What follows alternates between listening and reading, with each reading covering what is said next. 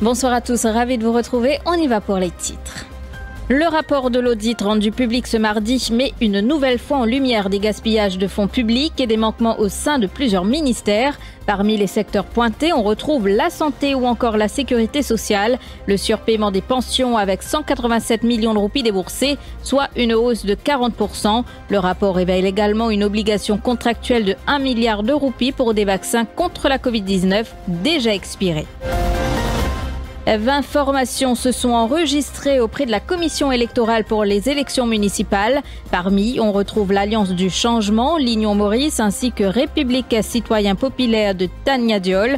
Le MSM de son côté a décidé de ne pas participer aux prochaines municipales, son bureau politique ayant opté pour cette décision en raison de la proximité avec les législatives de novembre dernier. Le décès tragique d'un nourrisson de 8 mois victime de malnutrition aiguë révèle une crise de santé publique à Maurice. La pauvreté infantile et la malnutrition touchent de nombreux enfants, souvent de manière invisible mais bien réelle.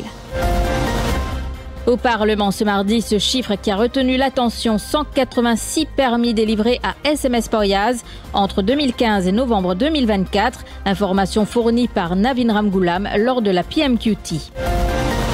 Et puis en France, rebondissement dans l'affaire du petit Émile, ses grands-parents maternels en garde à vue. Dépenses excessives, mauvaise gestion des contrats, de nouvelles failles décelées dans le rapport de l'audit 2023-2024. Ce document de 660 pages a été rendu public ce mardi. Un rapport qui met une nouvelle fois en évidence un manque de rigueur, une absence de suivi et un gaspillage d'argent public. Avec plus de 28 milliards de roupies versés à des entités publiques sans contrôle ni audit indépendant, le déficit cumulé des caisses de retraite dans 74 entités publiques atteint 51,4 milliards de roupies. De plus, plusieurs projets numériques ont échoué, tels que 81 millions de roupies investis pour connecter les écoles secondaires à Internet, 25 millions de roupies pour un système de géolocalisation des bus et un système de billetterie sans argent liquide abandonné après plus de 6 ans de retard. Anouk Doukia. Le constat est sans détour. Manque de rigueur, absence de suivi, gaspillage d'argent public. 28,2 milliards de roupies, c'est le montant astronomique versé à des entités publiques sans contrôle réel, aucun audit indépendant, aucune garantie d'un bon usage des fonds. Et ce n'est que le début. Le déficit cumulé des caisses de retraite dans 74 entités publiques atteint 51,4 milliards de roupies, un gouffre financier qui ne cesse de se creuser. Le rapport pointe également du doigt des projets numériques ratés, 81 millions de roupies pour connecter les écoles secondaires à Internet, 0 école connectée, 25 millions de roupies pour un système de géolocalisation des bus qui n'a jamais fonctionné, ou encore le système de billetterie sans argent liquide abandonné après plus de 6 ans de retard. Au ministère de la Santé, c'est l'achat de médicaments qui attire l'attention, 1,4 milliard de roupies dépensées, mais des problèmes de stockage, de rupture de stock et d'efficacité logistique. Le tout dans un contexte de dépassement massif des heures supplémentaires. À la police, les critiques sont tout aussi vives. Hélicoptères cloués au sol par manque de maintenance, radars obsolètes et des milliers d'affaires judiciaires qui dorment dans les tiroirs faute de suivi. Dans l'éducation, le constat est amer, violence, absentéisme, e-service inefficace et plus de 5 millions de roupies perdues dans un système de gestion documentaire jamais opérationnel. À cela s'ajoute une gestion opaque des biens de l'État. Le registre national des actifs n'est toujours pas complet, malgré 7 années de mise en œuvre. Impossible donc de savoir avec certitude ce que possède réellement l'État. Le rapport souligne aussi que les ministères travaillent trop souvent sans coordination ni évaluation de leurs projets. Résultat, des millions engloutis dans des stratégies dépassées sans bénéfice clair pour les citoyens. Et surtout, seulement 38% des recommandations du rapport précédent ont été appliquées. Le reste, partiellement ou pas du tout. L'auditeur avertit, sans transparence, sans réforme de fond et sans courage politique, le gaspillage de l'argent public va continuer. Et avec nous ce soir, l'ancien directeur de l'audit, Kadres Pile. Bonsoir. Bonsoir. Alors, Bonsoir les auditeurs. Tous les ans, rapport l'audit publié. Cette année, bureau l'audit peut dire qu'il existe 38% de recommandations inappliquées. Donc, il paraît que le système pas fonctionné. Donc, à qui la faute? Est-ce que c'est les fonctionnaires? Est-ce que c'est un manque de volonté politique?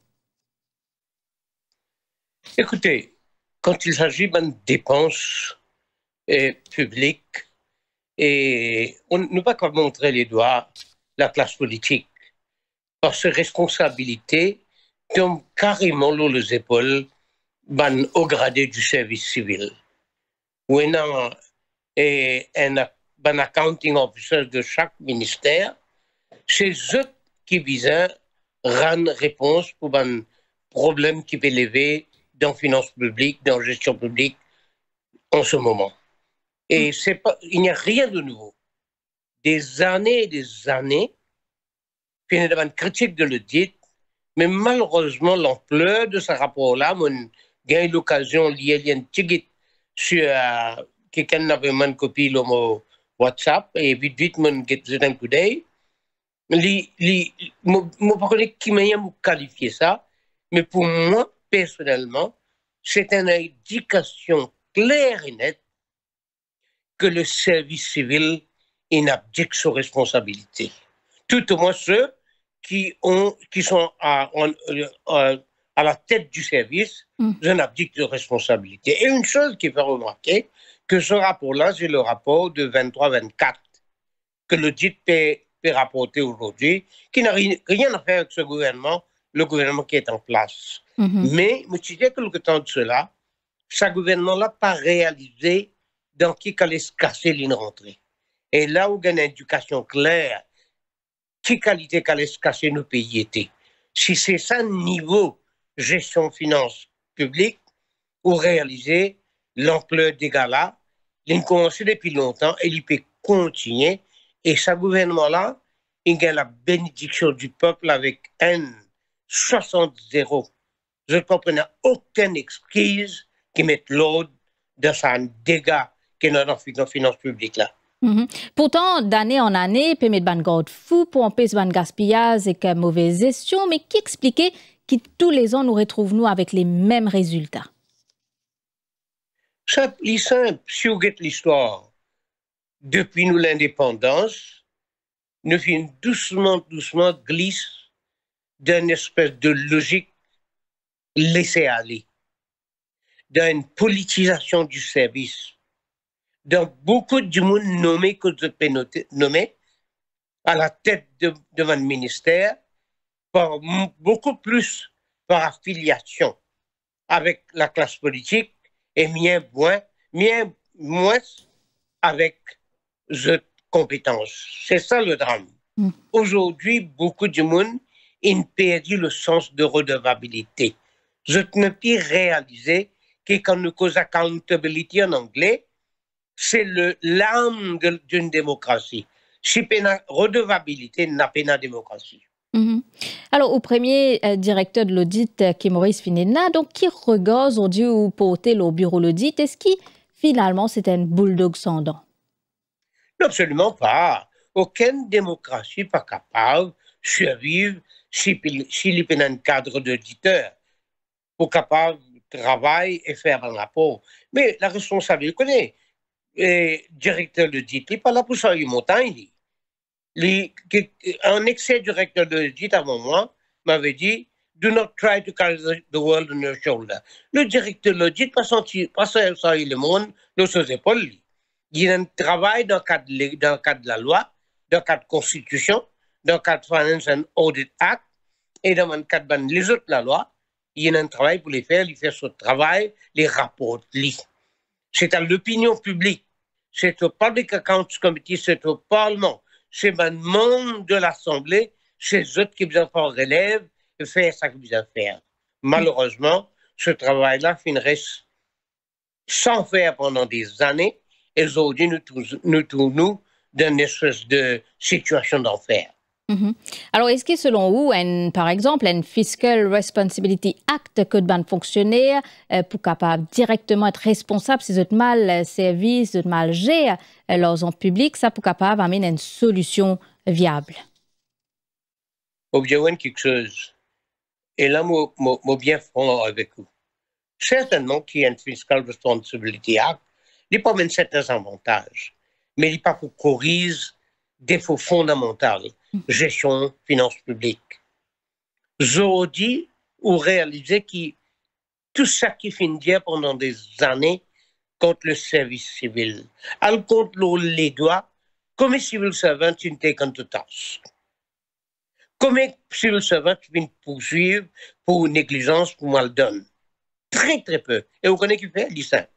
La Constitution, qui tient écrit 57 ans de cela, plus de 157 ans de cela, qui nous hérité, chaque constitution-là donne le Public Service Commission beaucoup de pouvoir. Et cette époque-là, c'est un petit service civil. Et le monde mauricien n'était pas aussi complexe qu'il y était aujourd'hui. L'argent qu'ils dépensaient, c'est par milliards. Alors qu'à cette époque-là, tu peux dépenser par millions. Le Public Service Commission aujourd'hui n'a pas qu'à être responsable recrutement, nomination, promotion et punition. Ce n'est pas possible. Alors, si vous venez d'un Fiscal Responsibility Act, il ne peut pas mettre non, il ne peut mettre pas. Ce qui vise, c'est la constitution à l'amour. Ce gouvernement a l'intention à mon constitution, vise tiers punition avec le Public Service Commission. Et mettre en l'autre place. Quand un civil servant qui ne fait rien, et l'enquête qui fait l'OLI, si l'enquête a conclu qu'il est responsable, et une l'autre instance qui prend sanction contre lui. Pas le Public Service Commission. Cadresse Pilet, merci beaucoup pour participation dans nos JT ce soir. Merci. Merci beaucoup. Aussi, à la une ce mardi, le décès tragique d'un nourrisson de 8 mois victime de malnutrition aiguë vendredi dernier, mais une nouvelle fois en lumière une problématique de santé publique alarmante à Maurice. La pauvreté infantile qui résulte en malnutrition aiguë. Cette tragédie n'est malheureusement pas un cas isolé, mais une conséquence d'un problème plus vaste qui touche de nombreux enfants au sein de la société. Un problème qui demeure souvent invisible, mais bien présent. Un sujet signé Mimaomi à Rukaya Korim Bokesrafik. Un nourrisson de 8 mois est mort de malnutrition aiguë à l'hôpital Djitou. Ce drame survenu vendredi dernier relance une question difficile. Comment, en 2025, un enfant peut-il encore mourir de faim à Maurice? Selon l'indice mondial de la faim, 12,5% des enfants de moins de 5 ans sont en situation de malnutrition sur notre territoire. Une réalité souvent invisible, mais bien présente dans plusieurs régions. Je pense qu'il y a un manque de l'éducation pour les gens qui restent les enfants. Et il y a beaucoup d'enfants, je ne suis pas capable même de ces enfants. Je ne sais pas connaître ces enfants qui peuvent faire, ou que ces enfants-là sont linge, sont savates, puis galoper, puis tirer des sur le chemin. Et là, on cause d'enfants, ça peut finir avec les enfants. Je demande la responsabilité des parents, côté. Et dorénavant, nous pouvons trouver ça là de plus en plus fréquent. Donc, parents qui viennent prendre compte, guetter les enfants-là, comment été, qui lui manquait. Parce que le gouvernement peut donner tout à cette terre. Le gouvernement peut donner tout facilité. Quand les enfants peuvent manger, il y a tout facilité pour lui faire des manches. Les parents besoin faire des manches, guetter si les enfants ne peuvent pas manger. Ils perdent cela la vie, faute pour les parents. Nous sommes des parents. Right? Maman, papa, si je prends la responsabilité de mourir de nos enfants, je vais guérir des enfants. De n'importe quelle façon qui était, quel problème qui était, c'est aux enfants pas avant. Et là, peut rôder, pas peut gagner. Et là, quand peut gagner, peut négliger. Et c'est si tu veux parfois qu'ils ne sont pas capables de guérir les enfants de thème. Un couple qui paie les enfants, qui ont des enfants, je donne des enfants là. En même temps, ces enfants-là, il y a une nouvelle famille là, comme dit, quand ils gagnent maman et papa, en retour, maman là, soit papa là, j'ai une bénédiction avec mon Dieu. Pour les ONG, le constat est alarmant. Des enfants passent le week-end sans repas équilibré, des jeunes mères se retrouvent seules, sans soutien ni suivi médical. Très important qui est une formation plutôt pour une famille, pour un couple qui pour gagner des enfants, qui je connais comment pour grandir les enfants, l'allaitement de l'enfant, etc. Ça c'est très important.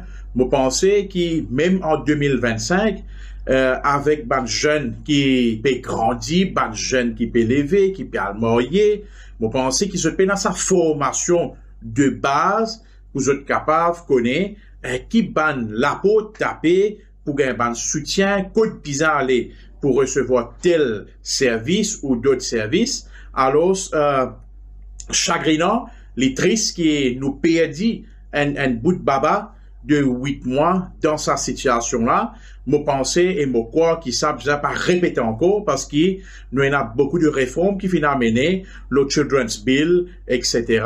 Faute de politique publique structurée et de suivi sur le terrain, de nombreux enfants échappent encore au radar des autorités. Une prise de conscience s'impose, mais surtout des décisions concrètes pour éviter qu'un tel drame ne se reproduise. Les inscriptions pour les élections municipales du 4 mai ont officiellement pris fin ce mardi à 15h30 après la clôture par la commission électorale de l'enregistrement des partis, groupes et alliances. 20 formations se sont officiellement enregistrées. Le grand absent de ce scrutin, le MSM, qui a de son côté annoncé son retrait des municipales invoquant la proximité des élections législatives. Harissa Pirali. Clap de fin pour les inscriptions aux élections municipales du 4 mai. À 15h30 ce mardi, la commission électorale a clôturé l'enregistrement des partis, groupes et alliances en lice.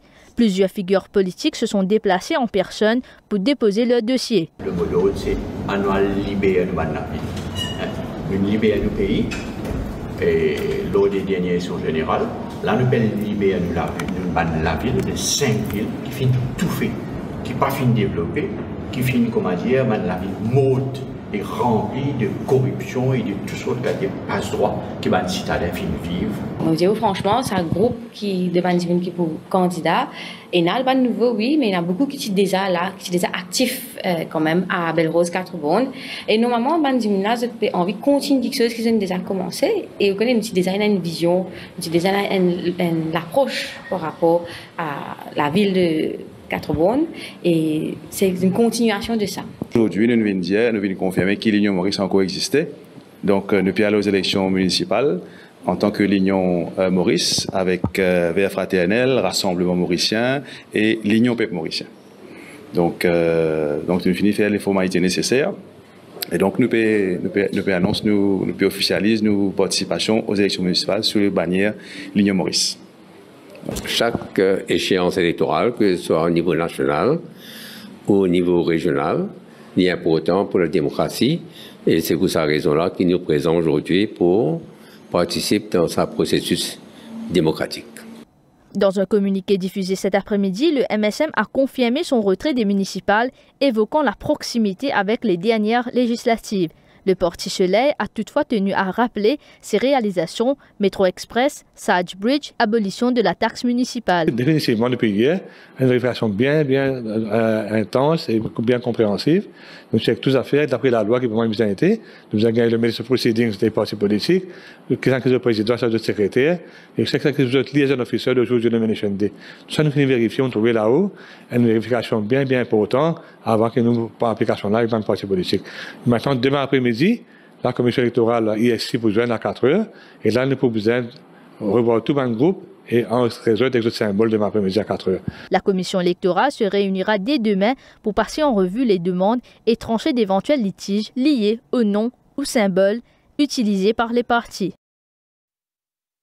Le procès en appel de Bernard Maigreau a débuté ce mardi devant la Cour suprême avec un panel composé de la chef-juge Bibi Reana Mengli-Gulbul et des juges David Chan Kan-chong et Keisnati Bissounut. L'homme d'affaires est défendu par un groupe d'avocats dont Maître Matthew Sherratt, King's Counsel du Royaume-Uni. L'audience de ce mardi a été consacrée à la plaidoirie de Maître Sherratt qui a insisté sur la faiblesse des preuves dans cette affaire. Élodie Domen. Le procès en appel de Bernard Maigreau s'est ouvert ce mardi 25 mars devant la Cour suprême. L'audience s'est déroulée devant un panel de juges composé de la chef juge Bibi Reana Mengli-Goulboul et des juges David Changkan-Chong et Kisnati Bissounet. Bernard Maigreau est défendu par un collège d'avocats dont Maître Matthew Sherat, King's Counsel, venu spécialement du Royaume-Uni aux côtés de Maître Rishi Ordowar et Maître Yanila Munshiram. Le directeur des poursuites publiques, Maître Rachid Amin, représente l'État, assisté de Maître Darshana Gayan. Toute la séance de ce mardi a été consacrée à la plaidoirie de Maître Sherat qui a mis en doute la solidité des preuves. Il a évoqué la présence d'ADN non identifié sur les lieux du crime et la disparition d'une montre de valeur que portait Vanessa Lagesse. Pour lui, une erreur judiciaire ne doit pas venir aggraver une tragédie déjà immense. L'audience reprendra demain avec les arguments du bureau du DPP. Pour rappel, Bernard Maigreau a été condamné en août 2024 à 15 ans de prison pour le meurtre de Vanessa Lagesse. Il a fait appel de sa condamnation et reste en liberté sous caution dans l'attente du verdict. 186 permis ont été délivrés à SMS Poyaz entre 2015 et novembre 2024, chiffre révélé par le Premier ministre Navin Ramgoolam au Parlement ce mardi. Le chef du gouvernement a également précisé que Jean-Michel Lichim n'est ni actionnaire ni directeur de SMS Poyaz. L'unique actionnaire, selon les documents officiels, serait un certain PT, mais il pourrait s'agir d'un prête-nom. Le point avec Marc Pierre. Entre 2015 et novembre 2024, 186 licences ont été délivrées à SMS Pariaz. C'est ce qu'a révélé le Premier ministre Navin Ramgoolam ce mardi au Parlement en réponse à une question du député Roshan Jaman. Il a dénoncé un rapport incestueux entre la Gambling Regulatory Authority et certains opérateurs du secteur des jeux sous l'ancien gouvernement. Under the last regime, the GRA, instead of furthering its objectives, this is why I spelled them out in the act, develop an incestuous relationship with some in the gambling world. The GRA became a den of notorious agents at the service of the political masters. From 2015 to 2024, the GRA totally destroyed public confidence in the gaming industry and the horse racing industry. Inform, Madam Speaker, that the Gambling Regulatory Authority, as I said, that a total number of 186 licenses have been issued to SMS Poyaz Limited from 2015 to November 2024. And they are as follows: 25 bookmaker licenses for conducting fixed odds betting through remote communications by SMS. 20 bookmaker licenses for conducting fixed odds betting on football matches taking place outside Mauritius. 141 limited payout machine licenses. Après cette déclaration, le chef du gouvernement a tenu à préciser que Jean-Michel Lichim n'est ni actionnaire ni directeur de SMS Pariaz selon les documents officiels. L'unique actionnaire serait un certain PT, mais le Premier ministre n'a pas exclu l'hypothèse d'un prête-nom, une affaire qui pourrait encore rebondir dans les prochains jours.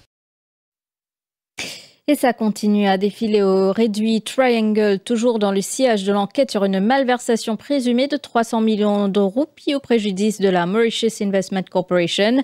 Cette fois, c'est Nimalen Gopal, l'ex-Independent Non-Executive Director de la MIC qui a été entendu under warning. Les enquêteurs essayent toujours de comprendre comment une transaction initiale de 2,1 milliards de roupies a été finalement conclue. À sa sortie, Nimalen Gopal a déclaré aux journalistes qu'il n'avait rien à cacher. À noter que la FCC a déjà interrogé 4 anciens membres du board de la MIC dans cette affaire.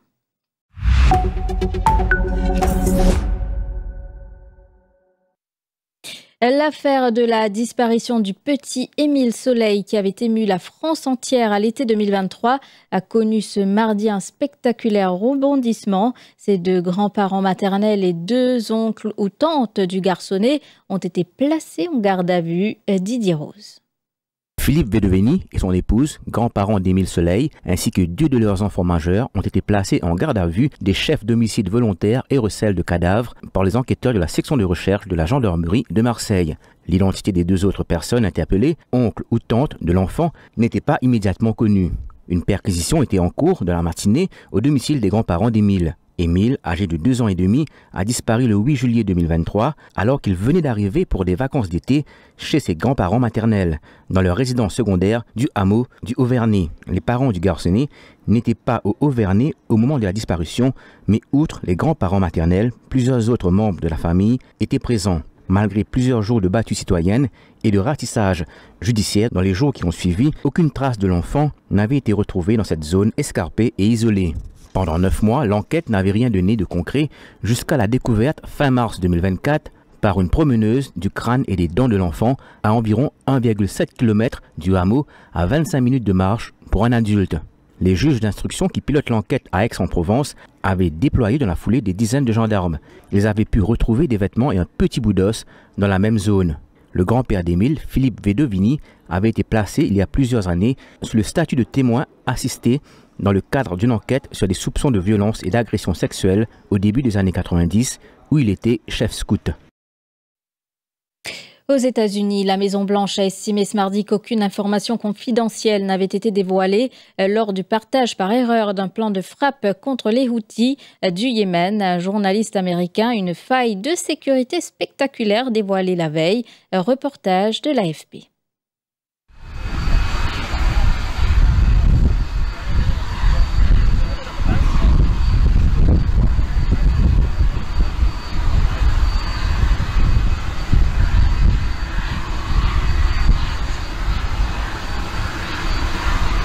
Nobody was texting war plans, and that's all I have to say about that. Thank you. I don't know anything about it. I'm not a big fan of The Atlantic. To me, it's a magazine that's going out of business. I think it's not much of a magazine, but I know nothing about it. You're saying that they had what? They were using Signal to coordinate on sensitive materials and having to do with what? Having to do with what? What were they talking about? With the Houthis. The Houthis? You mean the attack on the Houthis? Right. Well, it couldn't have been very effective because the attack was very effective. I can tell you that. I don't know anything about it. You're telling me about it for the first time.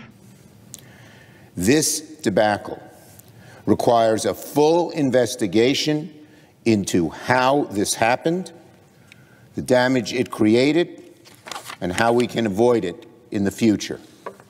If our nation's military secrets are being peddled around over unsecured text chains, we need to know that at once, and we need to put a stop to it immediately. Mr. President, this is one of the most stunning breaches of military intelligence I have read about in a very, very long time. Après quasiment 10 ans de procédure en Suisse, Michel Platini et Sepp Blatter ont de nouveau été acquittés ce mardi en appel dans l'affaire qui a brisé les ambitions du Français pressenti en 2015 pour prendre la tête du football mondial. En silence, le Français de 69 ans et le Suisse de 89 ans ont écouté la greffière de la Cour d'appel extraordinaire de Moutenz lire une décision identique à celle prononcée en 2022. Voyez plutôt. Je suis soulagé, j'ai dit que la persécution de la FIFA et de quelques procureurs suisses, quelques procureurs fédéraux, depuis 10 ans, maintenant est totalement terminée. Et donc je suis soulagé, j'ai retrouvé mon honneur et je peux être plus tranquille maintenant. 20h passées de 35 minutes, la suite après la pub.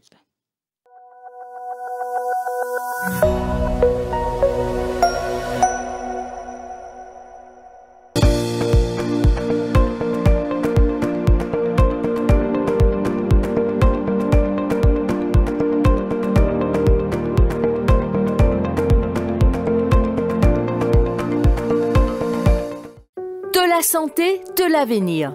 Mars, le mois bleu, pour sensibiliser le cancer côlon. Dépistage essentiel pour ban monsieur et madame à partir de 45 ans. Vin participe dans une campagne sensibilisation jeudi 13 mars 11h à Rochebois Social Welfare Center. Mercredi 19 mars 10h à Saint-Pierre Social Welfare Center. Lundi 24 mars 13h à LSR Caroline Social Welfare Center. Mercredi 26 mars 10h30 à Canfoucro Social Welfare Center. Et jeudi 27 mars midi à Vieux-Grand-Port Social Welfare Center. Inscrire au 86 686. Sa campagne là organisée par Link to Life avec soutien Standard Bank Mauritius.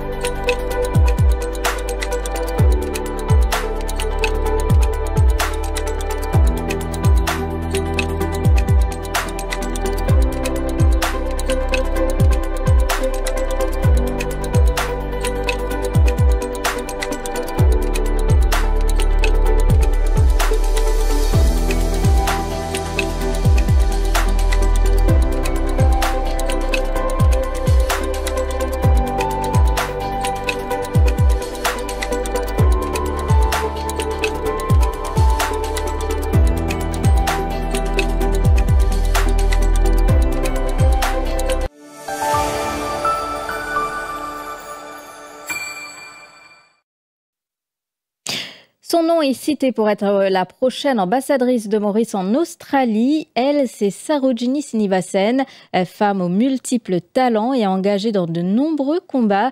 Partagera ce soir son parcours avec nous en toute sincérité. Sarojini Srinivasan, bonsoir. Bonsoir, bonsoir Annie. Alors, assez dans l'ombre, nous vous êtes comme ça, mais pourtant, où l'on plusieurs fronts. De formation ou un biologiste marin, ou fin faire de la politique active à un moment donné, et vous êtes aussi chanteuse de blues. Alors, qui a une conviction? Conviction au chanter, au politique.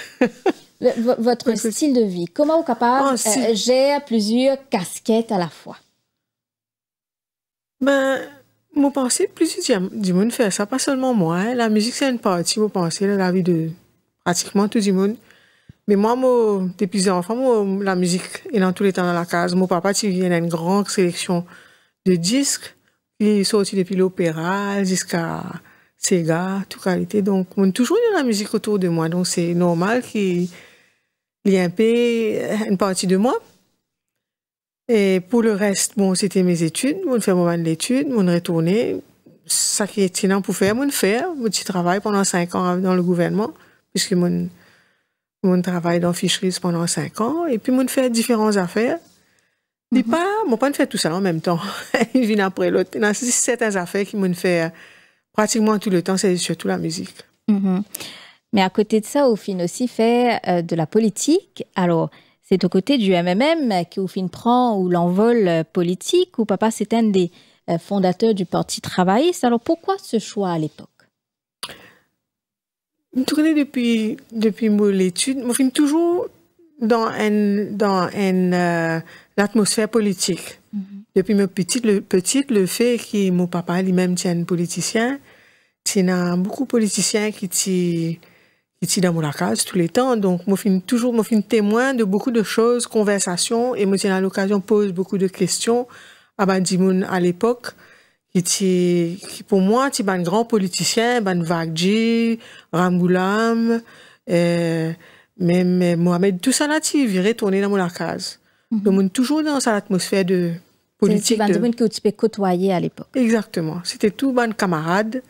Qui tu peux joindre et nos enfants nous toujours peut écouter qui peut arriver autour de nous et là on a fait mon étude c'est clair qu'il me prend l'intéresser en politique d'ailleurs aussi non même en Allemagne comme étudiante moi fin toujours suivre la politique et fin toujours dans un mouvement étudiantin mais là mon retour de Maurice je crois surtout en tant que jeune personne c'était un petit peu normal qu'il me senti moi plus attiré vers le MMM. Et jusqu'à aujourd'hui, on a le plus grand respect parce qu'il m'a fait faire un trajet très, très intéressant, très, très enrichissant avec le MMM. Avant, je passe une période assez, quand je une distance, moi, un peu, pour plusieurs raisons. Et quand je fais un rapprochement avec le Parti travailliste, parce que je pensais à une contribution qui je suis capable de faire pour le Parti travailliste. Tu es candidate pour le parti en 2008, si je ne me trompe. Non, 2000. En 2000, au numéro 8. Hein? Dans le numéro 8, oui. Dans le numéro 8, quand je suis pensé à un apport que je avais mené là, avec le temps où je suis plus mature, je me pensais qu'il y avait quelque chose pour le parti lui-même. Bon, en 2000, c'était une défaite pratiquement totale. Mais je continue à m'intéresser dans ce qui peut arriver dans mon pays. Je n'ai jamais manque d'intérêt dans ce qui peut arriver dans mon pays. Alors, une autre partie de jeunesse qui finit de définir ce qui où tu étais avant, c'est quand on cause la lutte sociale, c'est l'engagisme, où tu chante aux côtés de chanteurs, des grands chanteurs engagés comme Steven Chinen, Zoul Ramia. Alors, raconte-nous un petit peu qui fait ce choix de musique à cette époque. Comment me dire où les me tirer tout de Maurice, me suis très engagé dans la politique. Quand me dire politique c'est social, c'est le bien-être de bandimoun qui est autour de vous, ou témoin ban affaires qui pas bon, qui pas normal, qui ou tu as content rectifier. Donc c'est comme ça qui mon joint bandimoun à l'époque de mon âge, quand nous t'y regroupés, nous t'y discutés, et sinon moi tu fais connaissance de Jean-Claude Antoine, un journaliste bien connu maintenant, qui tu peux faire dans Rosil, une rencontre entre ban jeunes. C'était dans leur cadre de Sanassi, c'est n'oublie comment il s'appelait. Mais en tous les cas, c'est là que tout ban jeunes tu peux regrouper, discuter, chanter. C'est là qu'ils me fait connaissance fanfan. Quand je suis très très impressionné par ce manière Batravan.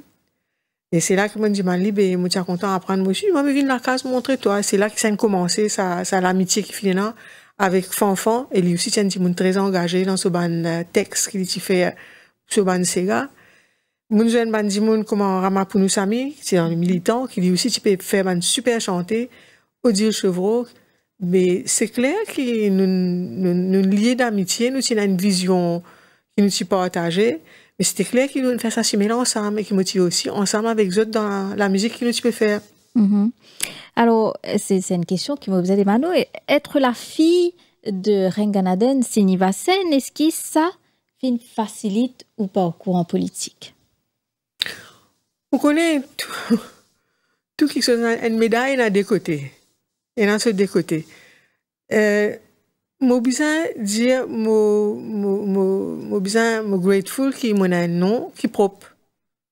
Qui a un nom que moi, fin grandi avec un nom qui intègre, une intégrité autour de moi, moi, grandi dans une atmosphère de bandimoun autour de moi aussi qui intègre, qui suivent une vision de mon papa. Moi, je suis bien jeune, hein, moi, j'ai 6 ans, puis à l'eau, 7 ans. Mais ça, l'atmosphère n'a pas fini de changer autour de moi. Donc, ça, pour moi, il y a une bénédiction. Parce que moi, j'ai un nom qui me connaît, je suis dans la glace. Pas tout le monde, il y a du monde qui a un nom, que ce ban parents pas fin bien faire. Et ça, c'est pour ça qu'il m'a toujours dit à Dimon, calquez les enfants derrière les autres. Les bons enfants, pour porter un nom, je suis bien capable de porter ça nom-là avec une certaine fierté. Mais dans ce désavantage aussi. Par exemple?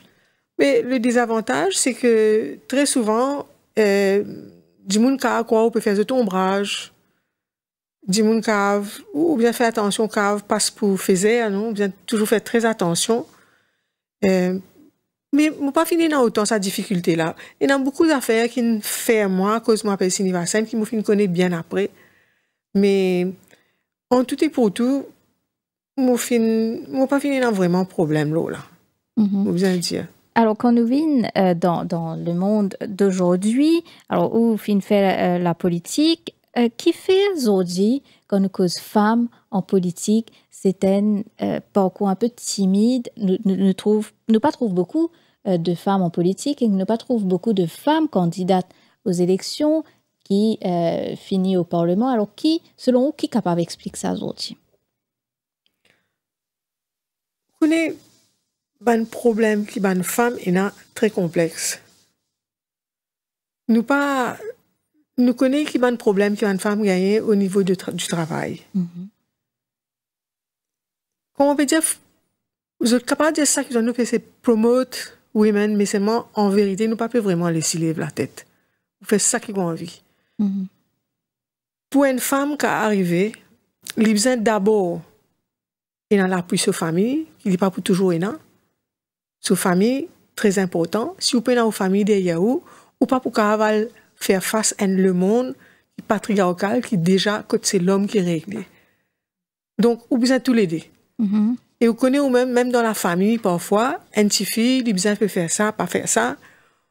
Ou besoin, ou pas capable, ou restreint dans ce que vous supposez faire. Très souvent, beaucoup d'affaires qui arrivent, les retombent là ou-même, malgré que vous prenez tôt. Donc, l'Iran est très difficile pour une femme capable de lever la tête là. Il est absolument nécessaire qu'il nous gagne l'apport des hommes dessus si nous les bonnes femmes lever. Et si nous payons l'apport des hommes, la femme toujours est un problème. Et la société, pas pour capable progresser, comment il est capable de progresser si on a l'appui des femmes. Si c'est une femme qui est capable de rentrer dans sa monde du travail en toute sérénité, qui est capable de montrer son talent, évoluer dans son talent, c'est un apport pour la société, ça. Et si nous pas réussi à faire ça, la société aussi pas pour qu'elle évolue aussi vite. Mais malheureusement, il n'est pas seulement une femme ou un homme, mais il y a du monde quand on arrive dans une certaine position, je ne pas laisser le du monde monter après les autres. Mais est-ce qu'à ce moment-là, c'est nous cause la loi qui peut amener la répartition femmes au Parlement, etc. Mais au final, c'est un changement de mentalité en profondeur qui absolument, nous absolument. Absolument. Vous avez une réunion là, phase, femme à besoin, dimanche dernier. C'est là qu'il y a un témoignage sur une femme là qui se traverse, qui a une difficulté qui se traverse. C'est là qu'il comprend qui quantité une femme mise à la guerre pour lui lève la tête. C'est un parcours vraiment de combattant qui ne peut pas imaginer. Les écoute ça un témoignage que sa femme là fin donner dimanche dernier. Nous chagrin qui pas fini dans un public mélangé avec banzom aussi. Parce que nous avons déjà beaucoup de support de messieurs, mais nous besoin plus que ça. Et c'est une conscientisation qui est nécessaire. Mais justement, quand on cause conscientisation, est-ce qu'il nous besoin prendre depuis l'école? Ah oui, absolument. Absolument. Comment nous sommes capables d'implémenter dès le plus jeune âge? On a déjà une organisation qui peut se faire, mais sans l'appui du gouvernement, nous restreint. Et dans GenderLinks, qui est GenderLink Foundation, qui a du monde peut faire ça. Ce fondateur peut faire ça dans tout l'école déjà. Et il y a plusieurs autres comme ça, mais seulement, nous avons besoin de l'appui du gouvernement, nous avons besoin de faire au niveau de l'école même. Ça, c'est une ONG qui sait faire un travail en dehors de l'école avec les enfants. Mais nous avons besoin de faire, capable de faire dans le niveau de l'école même, nous avons besoin d'un programme d'école même. Sinon, on ne peut pas arriver loin. Et nous avons bien réviser ça. Comment nous élever nos enfants et quelle qualité d'éducation nous donnons depuis le plus jeune âge. Alors, une autre problématique de notre société qui on vive, ou même, alors on peut dire, femme qui porte plusieurs casquettes, mais votre vie n'a pas été toujours facile non plus. Alors, c'était après l'étude universitaire, donc pendant quelques temps, outils sans emploi, elles ont dit, nous encore, on trouve le même problème, nous avons aujourd'hui gradués chômeurs. Et nous trouvons aussi que le problème est aggravé avec le brain drain. Alors aujourd'hui, en 2025, qui nous peut mal faire pour adresser ce problème? Pour ce qui nous peut mal faire, nous peut mal faire depuis longtemps. C'est une affaire qui, pour prendre le temps pour redresser, il y a beaucoup qui se peuvent redresser. Moi, je dis franc, moi, compatis avec ce gouvernement-là, ça quand travail qui se tient devant eux. Pour redresser beaucoup quelque chose, et un nouveau regard qui besoin j'étais loin de pas quelque chose. Si aujourd'hui nous peut besoin importe autant de personnes, les baser un mauvais fondement qui nous est dans nos façons de voir les choses. Mais moi-même là, moi suis retourné, me rappelle, c'était quoi en 78. Mais les gens me demandaient qui m'a besoin faire pour moi au travail. Je dis où là il y a tout comme un miracle, comment dire, ou bien il y a un ministre, il y a ici là-bas qui m'a refuse faire. Refuse faire, c'est-à-dire moi-même je suis sans travail pendant un moment tellement bien, moi je suis même retourné en Allemagne. On retourné parce qu'il pas dans 10 mois dans sa circonstance là. Il y a plusieurs autres étudiants qui gagnent la bourse. Je me rappelle c'est mon collègue, c'est un collègue qui étudie la Russie. Qui finit un contrat qui les autres retournés, vous êtes obligés de travailler pour ce pays, mais travailler payant. Vous pouvez comprendre, c'est une contradiction qui tient là, qui nous besoin absolument mettre une fin à ça. Même aujourd'hui. Mais moi pensais aujourd'hui, moi pas qu'on ban condition qui nous fait par exemple nous ban lauréat aller pas pour retourner dans le travail qui est mieux dehors. Mais moi même si moi retourner, moi tu encore sous ça l'idée de bien retourner pour te payer etc. Mais les retraités on peut là non qui croit un jeune gradué capable de faire les besoins gagner sur la vie dans les autres opportunités dehors qu'il est pour obligé prendre même s'il a envie de rester avec sa famille. Il a envie de rester avec sa famille ici. Mais si il y a une opportunité, il est obligé d'aller, qui voulait le faire. Si vous pas donné, ce n'est pas une opportunité là. Alors là, où non peut citer pour être l'ambassadrice de Maurice en Australie. Alors d'abord, est-ce que c'est vrai et est-ce que vous êtes prête pour ce poste? Allez, deux questions, pose-moi là. Est-ce qu'il est vrai? Bon, moi-même, on apprend ça dans la presse aujourd'hui. Moi, pensez qu'il est vrai. C'est vrai qu'il m'a prévu pour être ambassadeur, mais ou pas connaître tant qu'il y a une décision qu'un gouvernement prend, une alliance de 4, ou pas connaître qu'il y a une contrainte qui est au donc il est arrivé quand il devient officiel. Vous pensez que maintenant c'est paraît comment dire officiel, enfin officiel, il n'est pas officiel. Et ou pas vous venir ambassadeur tant qu'il y a un paquet de procédures fini passé. Là, il demande moi mon CV au PMO, moi pensais qu'il est sérieux.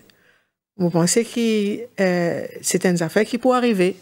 Alors, mais ça colle à votre profil, justement, étant donné qu'Ouneza assume le poste d'ambassadrice dans le passé. Oui, moi, je suis ambassadrice à Berlin de 2010, la fin 2010 jusqu'à la fin de 2014. Et oui, moi, je me préparé pour ça. Moi, j'ai beaucoup de chance parce qu'avant ça, moi, je suis advisor dans le ministère des Affaires étrangères. Donc, ça fait facilement beaucoup de choses. En plus de ça, avant qu'il me advisor, ministère des Affaires étrangères, moi, je suis advisor dans Fisheries avec le ministre Boulel. Et ça, à l'époque-là, enfin, moi, je trouve moi dans une position financière quand même un petit peu plus bien. Moi, je commence à prendre une leçon par Internet, moi, je prends un cours au diplomatie, parce que moi, je suis toujours intéressé avec la diplomatie. Parce que moi, on peut dire, moi, je suis toujours dans le giron diplomatique et politique. Et moi, je commence à faire un cours en diplomatie. Et moi, je retrouve moi, finalement, dans le ministère des Affaires étrangères, en tant qu'advisor. Moi, je fais la demande, OK, pour être ambassadeur à Berlin, et ça a été accordé. C'était une expérience extraordinaire qu'ils m'ont fait. Et il y a une possibilité énorme pour faire quelque chose pour le pays en tant qu'ambassadeur. Et si chaque ambassadeur donne un petit peu de peine pour suivre une government policy. Et je pense qu'il y a beaucoup pour le pays, certainement. Alors, au PECO, justement, de formation en diplomatie, mais nous connaissons aussi qui nous trouvons souvent dans le passé, beaucoup d'ambassadeurs qui sont nommés sans qu'ils aient la formation de la profession. Alors, est-ce qu'il est important, Zodi, qui ambassadeur qui pressenti pour le poste de suivre une formation adéquate dans ce domaine? Vous pensez qu'il est important qu'une fois qu'il y a une pressenti pour être ambassadeur, qu'il ait un contact bien close avec le ministère des Affaires étrangères, qu'il connaisse le policy du gouvernement, absolument, il a besoin de passer par les affaires étrangères. Bon, ces derniers 10 ans-là, je ne connais pas Tifeli, mais avant ça, c'est Tifeli. Alors, pour beaucoup de personnes lambda, mauriciens, avec les réseaux sociaux, souvent nous trouvons durant les 10 dernières années que commentaires qui ambassadeur, donc du monde trouve comme ça, ambassadeur, c'est poste vase à fleurs qui est grassement payé. Alors, qui est capable de répondre à ce genre de préjugés? Il n'est pas toujours un préjugé. On ne pose pas une question obligée de dire, on n'est pas trop content cause. On a dit en toute sincérité. Mais moi, plus sincère avec oui. Et non, c'est pour ça que moi, pense qu'il est important, parce qu'il est tellement plus intéressant si vous pouvez vraiment évoluer comme ambassadeur. Et dans les temps pour faire ce travail-là, il n'est pas difficile. Il est tout simplement un petit peu de bonne volonté, beaucoup d'humilité, ou bien assez humble pour trouver, pour apprendre, il était autour de vous. Moi, le motif pour faire motif ambassadeur, pour une chose motif faire, c'est comme dit causer ou était autour de vous, qui est là, qui est là. Faire un retour comment la situation se pose, pour identifier dans quelle manière pour capable promouvoir au pays de la meilleure façon. C'est en étant observateur, en apprenant, sur le terrain même, on apprend beaucoup de choses.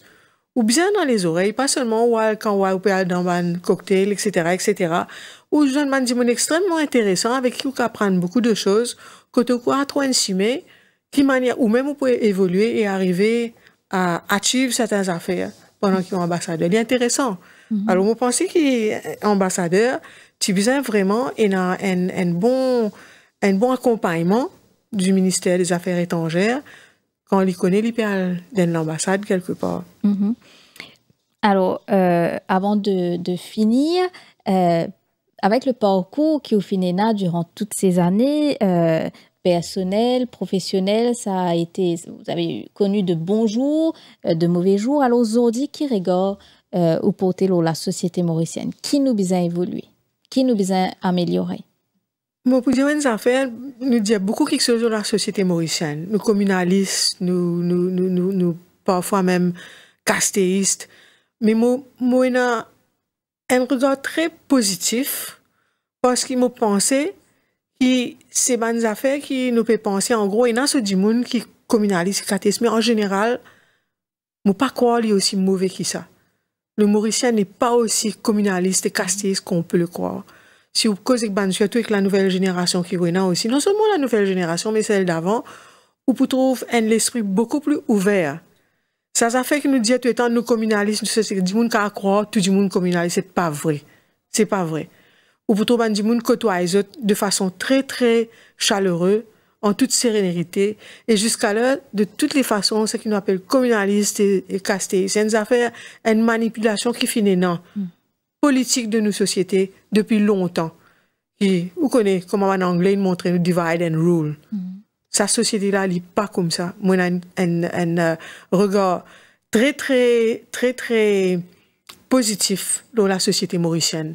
Et je pense dans une société qui est très prometteur, qui a fait beaucoup de choses dans le futur.